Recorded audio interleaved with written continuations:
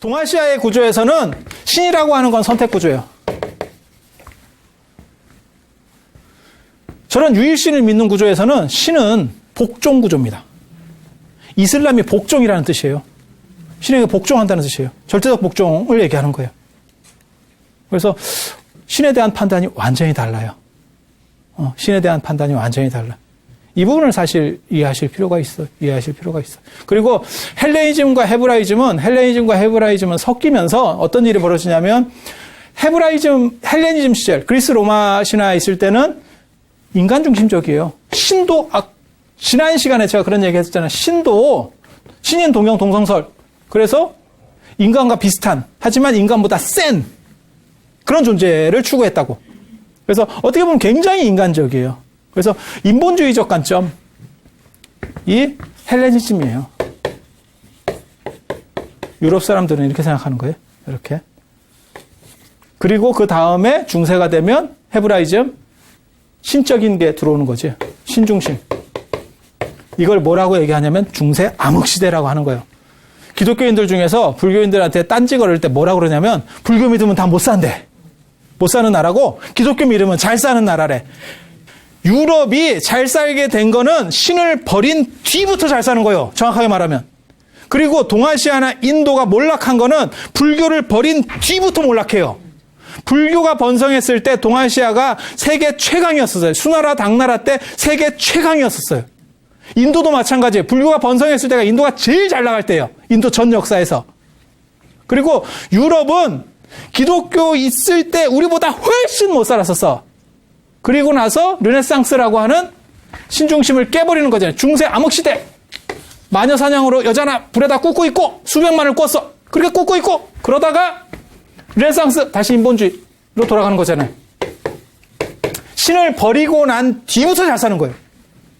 그래서 걔네는 어떤 구조를 가지고 있냐면 인간 중심에서 인간에서 신으로 신에서 인간으로 라고 하는 구조를 가지는 거예요. 그래서 신을 버리고 인간들 중심의 어떤 리그를 짜는 거예요. 거기서 어떻게 보면 가장 중요한 사건이 십자군 원정이에요. 십자군 원정이 진짜 재밌는 사건이에요. 신의 허구성을 밝힌 사건이에요. 십자군 원정이 뭐냐면 이슬람들이 예루살렘을 장악해버린 거지. 그러니까 성지순례를 할 수가 없어. 그러니까 교황이 물론 여기에는 정치적인 여러 가지도 관여가 돼요. 근데 명분은 뭐냐면 성지순례 루트를 확보하겠다라고 해가지고 이제 십자군을 모으는 거죠. 명분 굉장히 좋지 않아요? 그렇게 해서 내려가면 쳐요. 펀펀이 깨진다. 펀펀이 깨져. 이슬람한테 게임도 안 됩니다. 가면 못 돌아와. 이게. 그럼 무슨 생각을 할까? 이런 전쟁은 무조건 이겨야 돼. 신이 있다면 이런 전쟁은 무조건 이겨야 되는 거 아니요? 그게 무슨 인간의 이익을 위해서 저걸 침탈해서 내가 무슨 뭐 돈을 뺏기 위해서 이런 게 아니고 성지순례 루트를 만든대잖아. 그게 그 성지가 쉽게 말해서 예루살렘이 예수의 성지가 이슬람 이교도들에게 절당이 났으니까 그걸 다시 회복한다는 거 아니요? 그러면 세상에 이렇게 종교적 명분이 있는 전쟁이 어디 있어요? 그건 무조건 신이 존재한다면 이기게 해야 되는 거 아니요? 그렇지 않아요? 가면 못 와. 하몽차사야. 이 얘기는 뭐예요? 둘 중에 하나지. 이슬람의 신이 기독교의 신보다 훨씬 세다. 이슬람도 기도했을 거 아니에요? 기독교의 신보다 세다. 라는 한 가지 가설을 세울 수 있는 거지. 저게 기독교인들은 저렇게 믿을 수 있을까 과연? 저건 잘 안 받아들여지죠. 그럼 무슨 생각이 돼요? 신은 없다에 대한 생각이 벌어지는 거지. 신은 없다라는 생각을 하는 집단이 하나 생기는 거예요. 그게 어떻게 보면 르네상스의 시작이에요. 원래 르네상스의 시작은 마사초라고 하는 사람이 원근법을 발견한 것부터 시작점을 잡아요. 근데 그 배경에 저게 존재하는 거예요. 신에 대한 의심. 과연 존재하는가? 아니 이런 전쟁에서 진다면 신이라는 게 도대체 무슨 가치가 있는가에 대한 생각을 하는 거예요. 이거 합리적 의심이에요. 합리적 의심. 또 하나의 집단이 있어요. 한쪽 사람들은 뭐라고 생각했냐면 신이 없는 게 아니고 신은 존재해. 단 중간에 있는 성직자들이 마음에 안 드는 거야. 그래서 성직자를 갈아엎고 싶은 거야. 그래서 걔네를 조져야 돼. 라고 하면 그게 종교개혁이에요. 종교개혁. 루터가 하이델베르크에서 반박문을 피우면서 그러니까 신과 인간 사이에 누가 있냐면 신이 있고 인간이 있으면 여기에 신부가 있는 거예요. 신부가 있는 거예요. 그리고 이 신부 오야붕이 교황입니다. 이렇게. 그런데 얘네들이 오염돼서 신이 지금 이런 행동을 한다고 생각하는 거예요. 그래서 여기를 빼고 우리가 직구로 가겠다. 직거래. 직거래 장터를 열겠다. 그게 개신교예요. 그게 개신교. 이해가 되죠? 네. 이해가 되는 거예요. 그래서 이런 두 집단이 생긴 거고 또 하나의 집단이 더 있어요. 이 집단은 뭐냐면 지금도 유럽에서 가장 많은 거는 천주교입니다. 구관이 명관이다. 예전에 그런 표 아세요? 바꿔봐야 별일 없다. 자유당 때 바꿔봐야 별일 없다. 그런 식으로 생각하면서 사는 거예요. 세 종류의 사람들이 있어.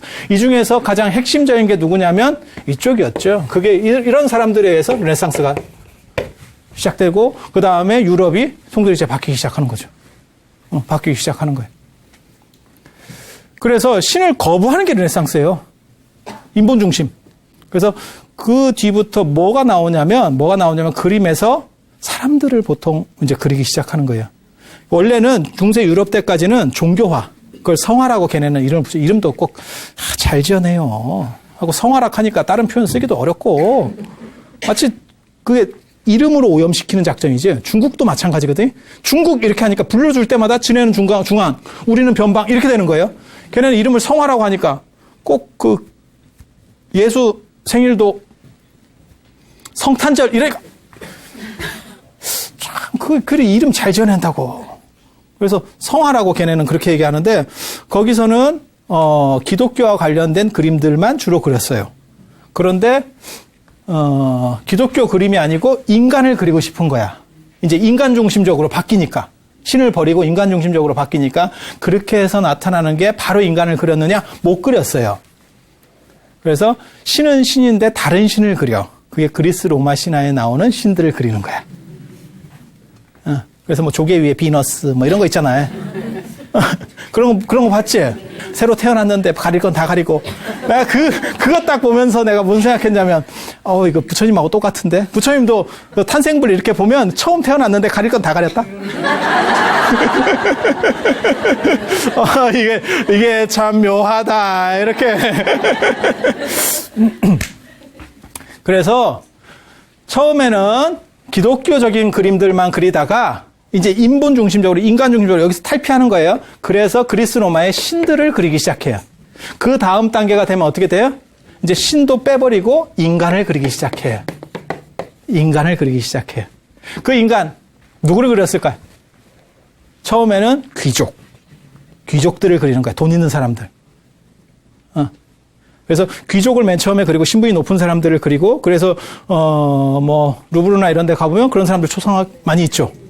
그 다음에는 돈 있는 사람들, 자본가. 이제 좀 외연이 확대된 거야. 귀족보다 자본가는 조금 달라요. 귀족이 자본가는 아닙니다. 뭔 얘기인지 아시죠? 그래서 조금 더 외연이 확대돼요. 그리고 나서 나중에는 누구를 그리냐면 일반 사람들을 그려요. 그게 밀레의 만종 같은 거예요. 이삭 줍는 여인 이런 거. 이삭을 줍는다는 게 얼마나 삶이 힘든 삶이겠어. 오늘날 우리나라에서는 이삭 줍는 문화는 없었습니다. 이삭이 뭘 얘기하는지 아시죠? 추수하고 나서 조금 떨어진 걸 이렇게 주워가지고 한참 주스면 한 대박 될까 말까 해요. 하루 종일 주워야. 이삭 안 주워봤어요?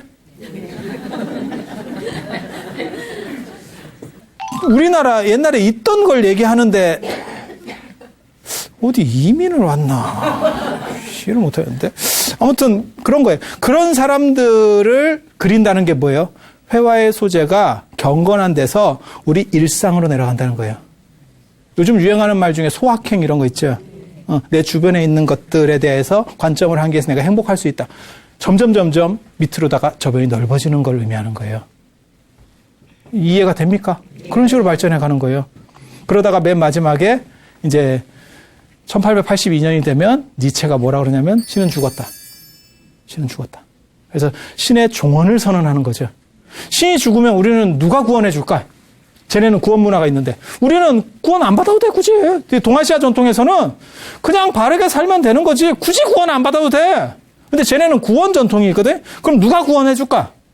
누군가는 뭔가를 해줘야 될 거 아니에요? 그때 니체가 얘기한 거는 초인.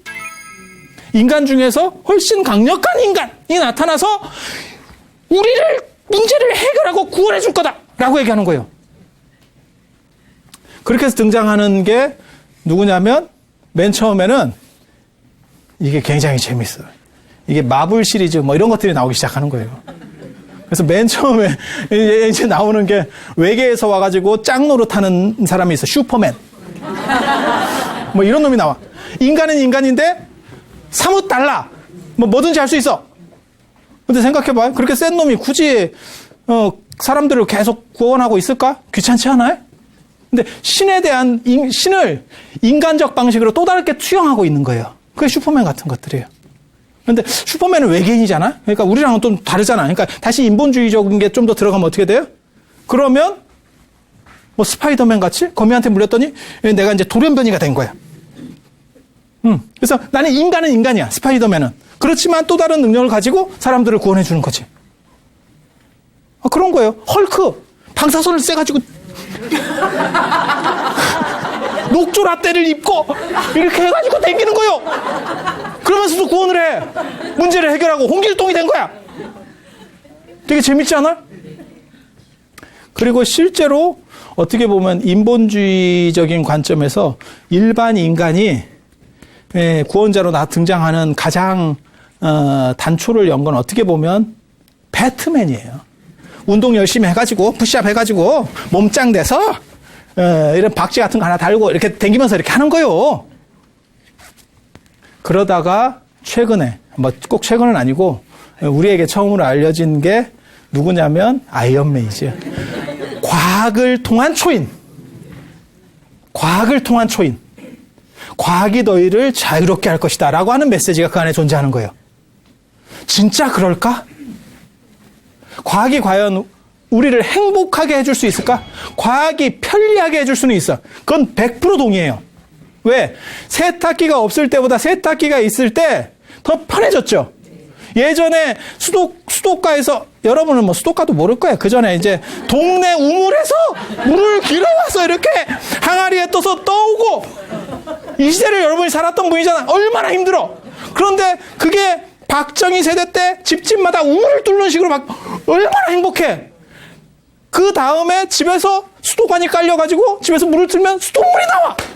그런데 수압이 약하네. 그래서 한일 펌프를 달았어.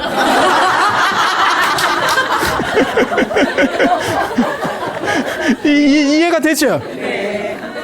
그런데 그것도 이제 따뜻한 물이 안 나오잖아요. 그러니까 보일러를 달았는데 이게 보일러가 또 한참 틀어야 물이 나와요. 따뜻한 물이. 그러니까 어떤 일이 벌어져? 순간 온수기를 다는 거야. 하고 틀기만 하면 쭉 나와. 얼마나 좋아졌어. 이걸 부정할 수 있는 사람은 아무도 없어. 불과 몇 세대 만에 계곡에서 안 그러면 공동 우물에서 물을 항아리에 넣어서 들고 오는 세상에서 지금 딱 틀면 뜨거! 라는 식으로까지 가는 거예요. 맞죠? 네. 훨씬 좋아진 건 맞잖아. 편리한 거 맞잖아. 여러분 어렸을 때만 해도 수도가 마당에 있는 수도가에서 세수 한번 하려고 하면 물도 잘 안 나오고 그 다음에 거기다 물을 받아가지고 물을 한번 세수하려고 손가락을 이만큼만 닿으면 손가락이 끊어질 것 같아. 전기가 와. 이게 무슨 이 안에 무슨 발전기가 있는지 아니 진짜 막 전기가 우와 이렇게 아니 이러던 시절이 있었잖아요. 그런 거예요. 더 편리하고 더 좋아진 거는 그건 뭐 100%예요. 더 행복하냐? 그때보다 지금이 더 행복해? 지금 여러분들이 공간 같은 경우도 다 분리되어 있고 어떻게 보면 집집마다 뭐 예를 들어서 좀 잘 사는 사람은 옷방도 따로 있고 침실도 따로 있고 뭐 다 이렇게 분리되어 있어. 여러분 어렸을 때마다 한 방에 진짜 무슨 올챙이 모여 있듯이 막 오글오글 모여 있어. 그러면 지금이 그때보다 훨씬 더 행복해요? 가족끼리 이렇게 투닥투닥거리고 뭐 이렇게 하던 시절보다? 그건 또 약간 다르지? 그런 걸 보고 뭐라고 얘기하냐면 논리적 층위가 다르다고 얘기하는 거예요. 그러니까 단순 대비로는 안 된다는 거죠.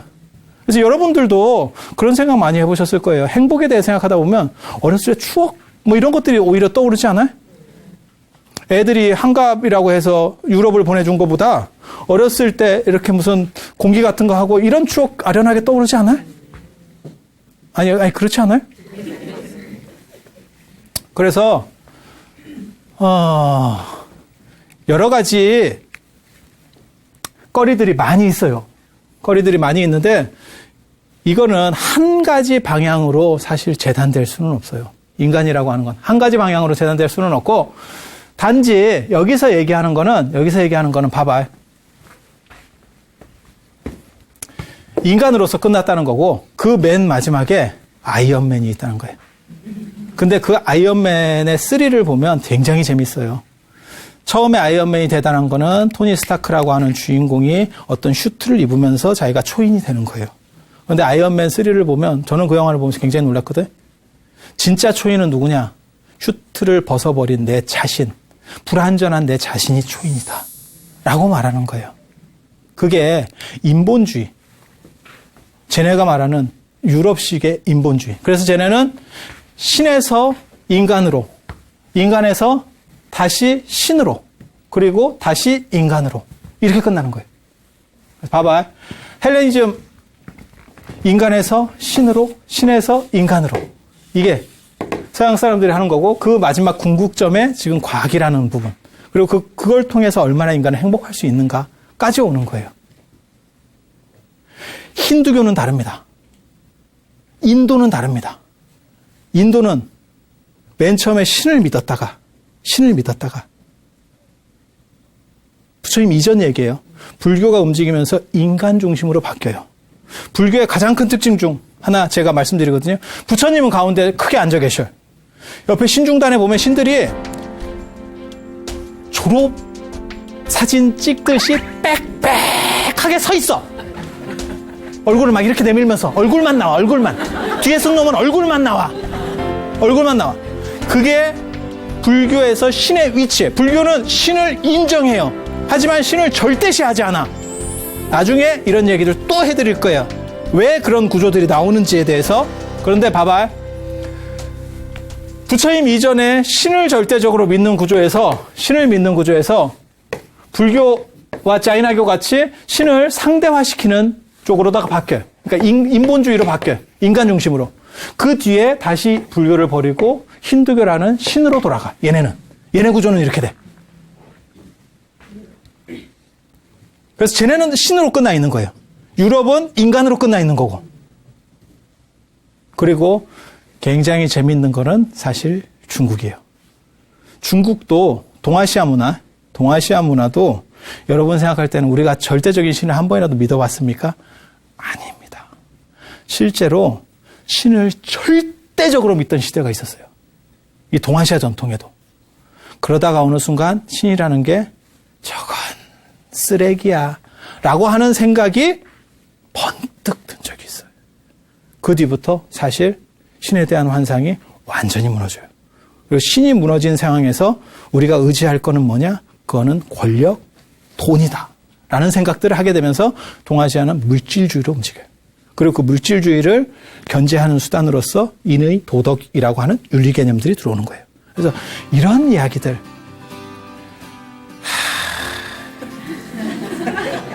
진기해. 들으면 야, 세상에 이런 게 있구나.